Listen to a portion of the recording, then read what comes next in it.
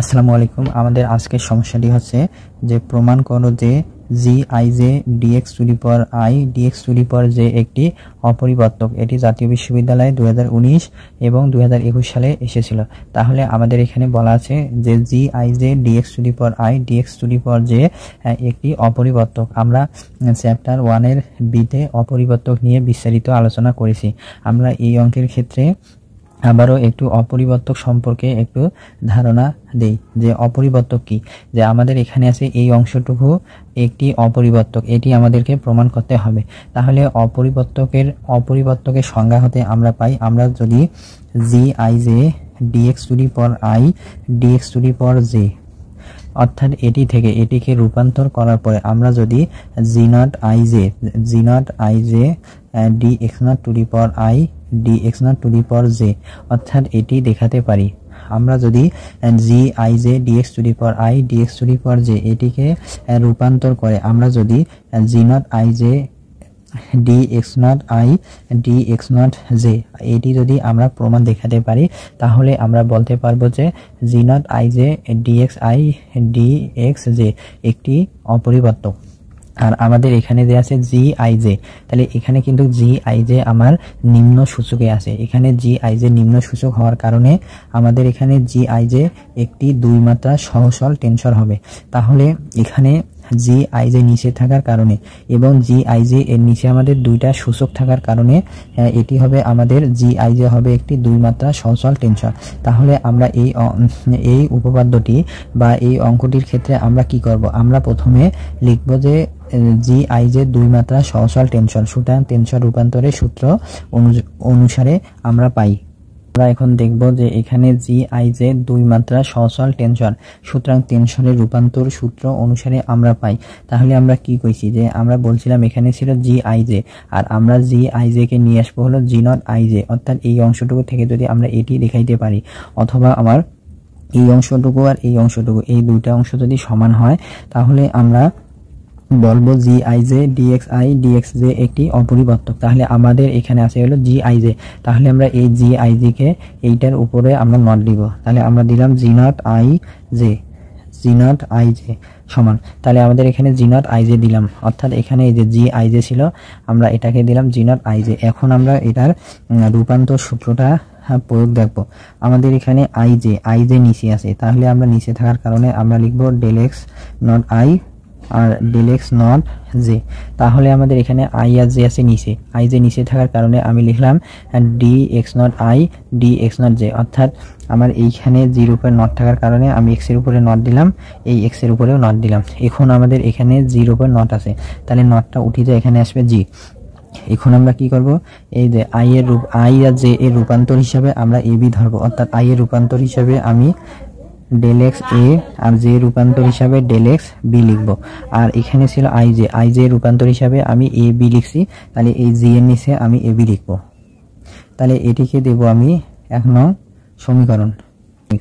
এখন একের উভয় পক্ষকে D x not I D x not j দ্বারা গুণ করে পাই। আসলে আমরা এখানে বুঝবো কিভাবে যে আমাদের এখানে ডি এক্স নট আই আর ডি এক্স নট দ্বারা গুণ করতে হবে। তাহলে আমরা যদি একটু প্রশ্নটা দেখি, তাহলে আমাদের এখানে ছিল জি আই জে, আর জি আই জে কে আমরা বানাবো হলো জি নট আই জে, অর্থাৎ তার যদি নট অর্থাৎ জি নট আই জে, আর D x i D x j এই অংশটুকু ছিল, তাহলে আমরা এই অংশকে বানাবো কি d x not I D x not J. তাহলে আমরা এই অংশটুকু কি বানাবো d x not I D x not j বানাবো। আসলে এই যে জি নট আই জে এর সাথে আমার D x not I D x not J গুণ হিসাবে ছিল, আর আমরা এখানে পাইছি শুধু কি জি নট আই জে। তাহলে আমরা বুঝতে পারছি যে এই অংশের সাথে আমি যদি d x not I D x not j দ্বারা গুণ করি, তাহলে আমরা এখন গুণ করি পাই g not I J D x not I D x not J equal del x a by del x not i del x B by del x not j, এরপরে d x not I D x not j g a b. তাহলে আমরা এই যে 1 নং সমীকরণের উভয় পক্ষকে D x not I D x not j দ্বারা গুণ করে আমি এই অংশটুকু পাইলাম। এখন আমরা কি করব, যে এখন আমাদের কাজ হবে আমাদের এই অংশটুকু যে ডান পাশে আছে এই ডান অংশটুকুকে আমি বাম পাশে আনি পক্ষান্তর করে নেব। তাহলে হলো g not I j dx nought i dx nought J. তাহলে এখানে আমাদের সমীকরণ এটা ছিল সমানের ডান পাশে, তাহলে ডান অংশটাকে আমি বাম অংশে আনি মাইনাস করলাম। মাইনাস করলে আমাদের হবে del x a by del x not i del x B by del x not j. আর এখানে আছে d x not I D x not j g a b equal 0। তার মানে এই অংশটুকুকে আমি বাম পাশে নিয়ে আসি 0 করলাম। এখন আমাদের কাজ হবে g not I J D x not I D x not j minus. তাহলে আমরা এখন এই যে এখানে আই আছে del x a by del x not i এর সাথে আমরা এটা লিখব ডি এক্স নট আই। তাহলে del x a by del x not i, তাহলে এর সাথে লিখব কি ডি এক্স নট আই, তাহলে এটাকে ব্র্যাকেট লিখব। আর এখানে ছিল del x B by del x not J, del x B by del x not J. তাহলে এখানে জে আছে, এই জের সাথে আমি এই অংশটুকু নেব অর্থাৎ ডি এক্স নট জে। আর এখানে আছে তার সাথে আমাদের গুণ হবে জি এ বি ইকুয়াল 0 বা জি not I J D x not I D x not j minus.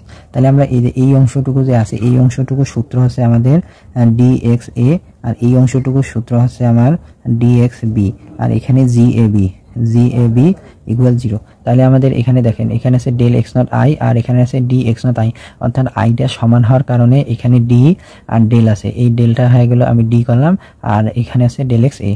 তাহলে এইটি অংশ থেকে এই অংশটুকু থেকে আমরা পাইলাম কি ডি এক্স এ, আর এই অংশটুকু পাইলাম আমরা D x B G a b equal 0 বা।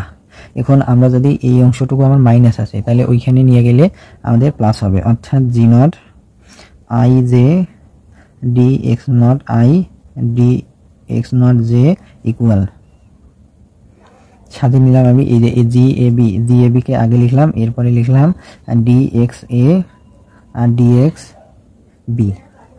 তাহলে আমাদের এখানে ছিল এই অংশটুকু মাইনাস ছিল এই দিক, এই অংশটাকে আমি এই দিকে নিয়ে যে প্লাস করে দিলাম। এখন আমরা বা জি not I J D x not I D x not J equal, তাহলে আমরা যদি এ বি এর পরিবর্তে আই জে বসাই তাহলে আমাদের এই অংশটুকু মানে এই অংশটুকু আর এই অংশটুকু তখন আমাদের সমান হয়ে যাবে। আর আমরা টেনসরের রূপান্তর সূত্র থেকে পড়ছিলাম যে একটা টেনসরকে যদি আমি জি লিখি এবং তার হচ্ছে বিপরীত টেনসর যদি করি জি নট, করার পরে যদি জি আর জি নট এই দুইটা যদি সমান হয় তাহলে জি টেনসরকে আমরা বলবো অপরিবর্তক।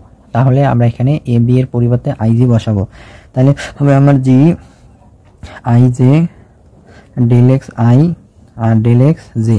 তাহলে আমরা কি করলাম আমাদের এখানে এ বি হচ্ছে ডামি সূচক, দেখেন এখানে এ নিচে এখানে ডিএক্স এর উপরে এ, বি নিচে ডিএক্স এর উপরে বি, অর্থাৎ এখানে এ বি নামে যে দুইটা সূচক আছে এই দুইটা সূচক আমার একবার ঊর্ধ্ব সূচক এবং একবার নিম্ন সূচক হিসাবে মোট দুইবার আবির্ভূত হয়েছে, এজন্য আমরা এ বি কে ডামি সূচক বললাম। আর যে কোনো ডামি সূচককে আমরা কি করতে পারি, যে কোনো চলক দ্বারা আমরা প্রতিস্থাপন করতে পারি। তাহলে আমরা এখানে কি করলাম যে আমরা এই লাইনে হলো ডামি সূচক এ কমা বি কে যথাক্রমে আই কমা জে দ্বারা প্রতিস্থাপন করে।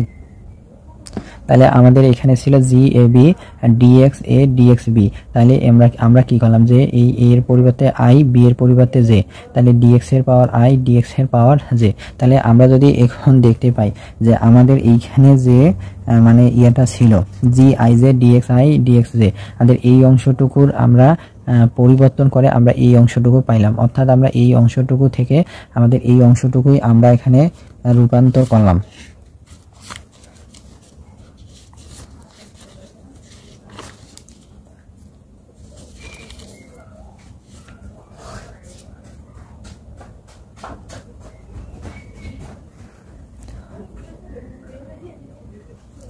তাহলে আমরা এখন আমাদের জি নট তাহলে আমরা এখন G I J dx I D X J এই অংশটুকু যে আমাদের ছিল এই অংশটুকুকে ছিল এক স্থানাঙ্ক, আর এক স্থানাঙ্ক থেকে আমরা অন্য আরেক স্থানাঙ্কের G not I J D x not I D x naught জেটে রূপান্তর করলাম। আর আমাদের এখানে এই অংশটুকু আর এই অংশটুকু হলো সমান। তাহলে আমরা বলতে পারবো G I J dx I D X J একটি অপরিবর্তক। তাহলে আমরা এখন কি বলতে পারবো যে এখানে আমাদের এই অংশটুকু ছিল এক স্থানাঙ্ক, এইটা ছিল অন্য স্থানাঙ্ক। তাহলে আমরা এক স্থানাঙ্ক থেকে অন্য স্থানাঙ্কে রূপান্তর করার পরে আমরা এই অংশটুকু পাইলাম। তার মানে এই অংশ আর এই অংশ হলো সমান। তাহলে আমরা এই অংশটুকুকে বলতে পারবো কি ইহা একটি অপরিবর্তক। তাহলে আমরা এখন এখানে লিখব যে ইহা